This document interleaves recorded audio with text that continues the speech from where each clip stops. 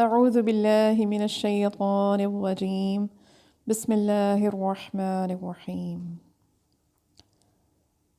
آج ہم حضرت خواجہ حسن بصری رحمۃ اللہ علیہ کے حالات کے بارے میں بات کریں گے۔ حضرت خواجہ حسن بصری ایک بہت باعمل اور عالم اور اللہ تعالیٰ کے چنے ہوئے اور برگزیدہ ہستیوں میں شامل ہیں۔ آپ ایک زاہد اور متقی تھے، اور سنت نبوی صلی اللہ علیہ وآلہ وسلم پر سختی سے عمل کرتے تھے، اور ہمیشہ اللہ رب العزت سے ڈرتے رہتے تھے۔ آپ کی والدہ ام المومنین حضرت ام سلمہ رضی اللہ عنہا کی کنیز تھیں، اور ایک بار ایسا ہوا کہ بچپن میں آپ کی والدہ کسی کام میں مصروف ہوتیں تو آپ رونے لگتے، تو ام المومنین ہماری والدہ حضرت ام سلمہ رضی اللہ عنہا آپ کو گود میں اٹھا کر اپنے سینے سے لگا دیتی۔ اور ایسا بھی ہوا کہ ام سلمہ رضی اللہ عنہا ہماری والدہ نے جب آپ کو سینے سے لگایا تو آپ نے ہماری ماں ام سلمہ رضی اللہ عنہا کا دودھ بھی پیا۔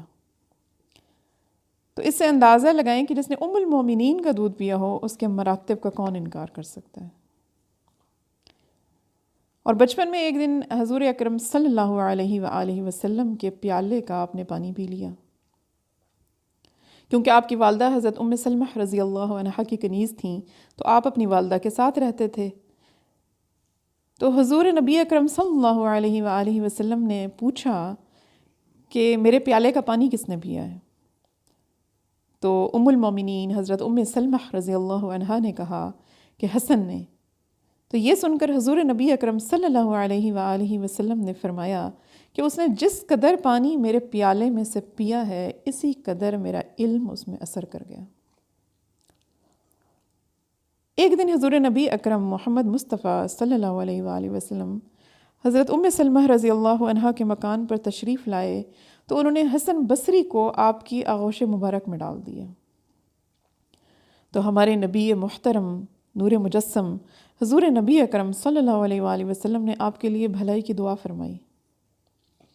تو جہاں نبی کی دعا ہو تو قبولیت کیسے نہیں ملے گی؟ تو اس دعا کی برکت ایسی ہوئی کہ اسی دعا کی برکت سے ہی آپ کو بے پناہ مراتب حاصل ہوئے۔ تو جب آپ کی ولادت ہوئی تو آپ کو حضرت عمر کی خدمت میں سب سے پہلے پیش کیا گیا۔ تو حضرت عمر فاروق رضی اللہ عنہ نے فرمایا کہ اس کا نام حسن رکھو، کیونکہ یہ بہت ہی خوبصورت ہے، بہت خوبرود ہے آپ۔ تو حضرت ام سلمہ نے آپ کی تربیت فرمائی۔ آپ کی تربیت ہماری والدہ ام المومنین حضرت ام سلمہ رضی اللہ عنہا کے گھر میں ہوئی۔ آپ نے حضرت ام سلمہ رضی اللہ عنہا کا دودھ پیا، حضور نبی اکرم صلی اللہ علیہ وآلہ وسلم کے پیالے کا پانی پیا، حضور نبی اکرم محمد مصطفیٰ صلی اللہ علیہ وآلہ وسلم کی آپ کو دعا نصیب ہوئی۔ تو حضرت ام سلمہ بھی آپ کے لیے ہمیشہ یہی دعا کیا کرتی تھیں کہ اے اللہ حسن کو مخلوق کا رہنما بنا دے۔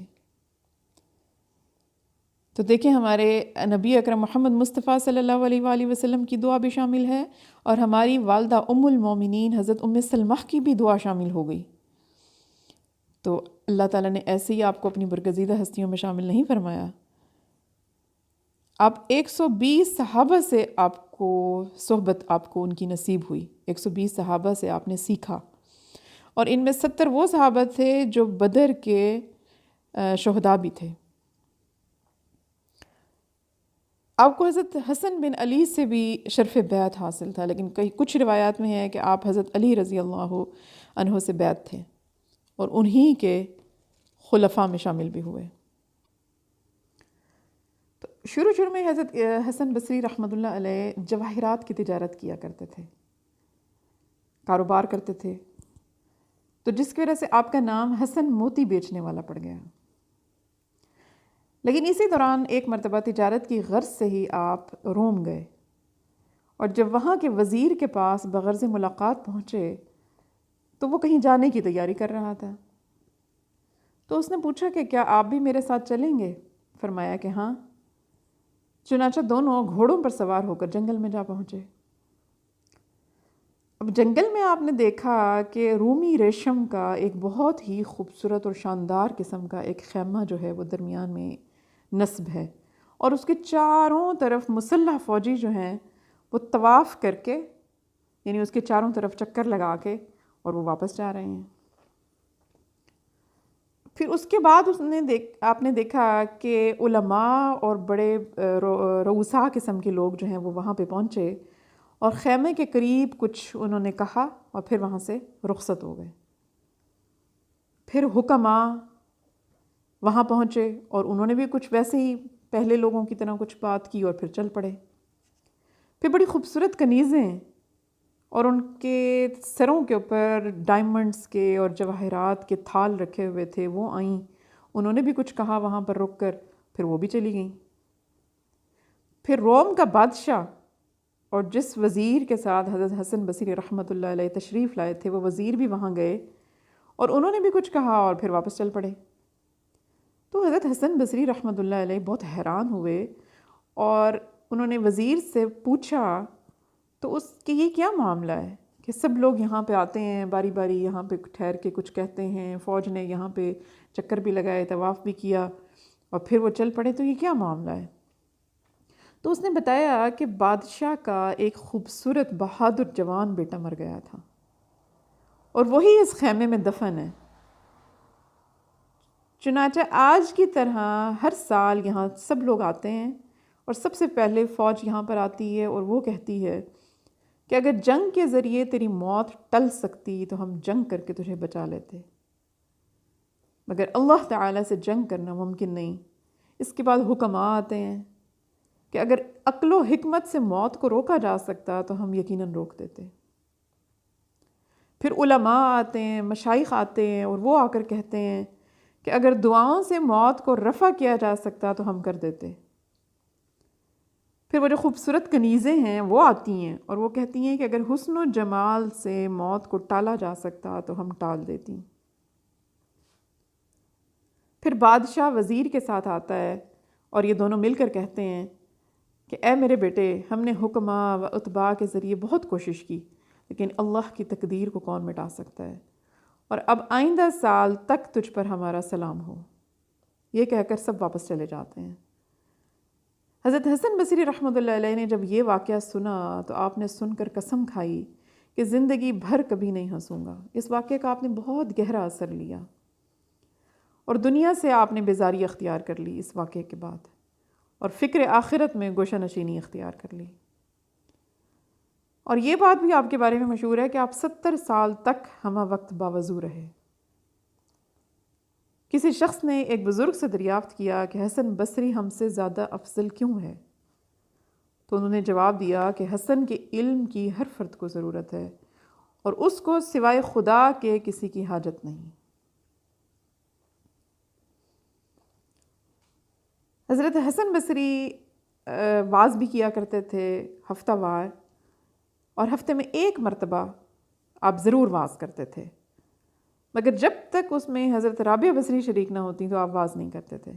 تو لوگوں نے ایک مرتبہ آپ سے پوچھا کہ آپ کے واز میں 9 بڑے بڑے بزرگ حاضر ہوتے ہیں، پھر آپ صرف حضرت رابعہ بصری جو کہ بوڑھی خاتون ہیں ان کے نہ ہونے سے بعض اوقات آپ واز کو ترک کر دیتے ہیں، تو ایسا کیوں ہے؟ کیونکہ جب تک حضرت رابعہ بصری واز میں شریک نہیں ہوتی تھیں آپ واز نہیں کرتے تھے۔ تو حضرت حسن بصری رحمۃ اللہ علیہ نے جواب دیا کہ ہاتھی کے برتن کا شربت چیونٹیوں کے برتن میں کیسے سما سکتا ہے؟ اور جب آپ کو دوران واز جوش آتا تو رابعہ بصری سے فرماتے کہ یہ تمہاری ہی جوش و گرمی کا اثر ہے۔ ایک مرتبہ ایسا ہوا کہ آپ واز فرما رہے تھے کہ واز میں حجاج بن یوسف اپنی فوج کے ہمراہ وہاں پر آ پہنچا، اور اسی محفل میں ایک بزرگ نے اپنے دل میں یہ خیال کیا کہ آج حسن بصری کا امتحان ہے کہ وہ حجاج بن یوسف کی تعظیم کے لیے کھڑے ہوتے ہیں یا نہیں۔ چنانچہ آپ نے حجاج کی آمد پر کوئی توجہ نہیں کی اور اپنے واز میں مشغول رہے۔ اس سے اس بزرگ نے یہ تسلیم کر لیا کہ واقعی آپ اپنی خصلتوں کے اعتبار سے اس میں بامسمہ ہیں، کیونکہ احکام خداوندی بیان کرتے وقت آپ کسی کی پرواہ نہیں کرتے تھے۔ تو جب واز کا اختتام ہوا تو حجاج نے دست بوسی کرتے ہوئے لوگوں سے کہا کہ اگر تم مرد خدا سے ملنا چاہتے ہو تو حسن کو دیکھ لو۔ ایک مرتبہ یوں ہوا کہ حضرت علی رضی اللہ عنہ جب بصرہ میں آئے تو تمام جتنے لوگ بھی اس ٹائم واز کیا کرتے تھے تو آپ نے تمام لوگوں کو واز سے منع کرتے ہوئے فرمایا کہ تمام ممبروں کو توڑ کر پھینک دو۔ لیکن جب حسن بصری کی مجلس سے واز میں پہنچے تو ان سے پوچھا کہ تم عالم ہو یا طالب علم؟ تو آپ نے جواب دیا کہ میں تو کچھ بھی نہیں ہوں، البتہ جو کچھ احادیث نبی صلی اللہ علیہ وآلہ وسلم سے سنا ہے وہ لوگوں تک پہنچا دیتا ہوں۔ یہ سن کر حضرت علی رضی اللہ عنہ نے فرمایا کہ آپ کو واز گوئی کی اجازت ہے۔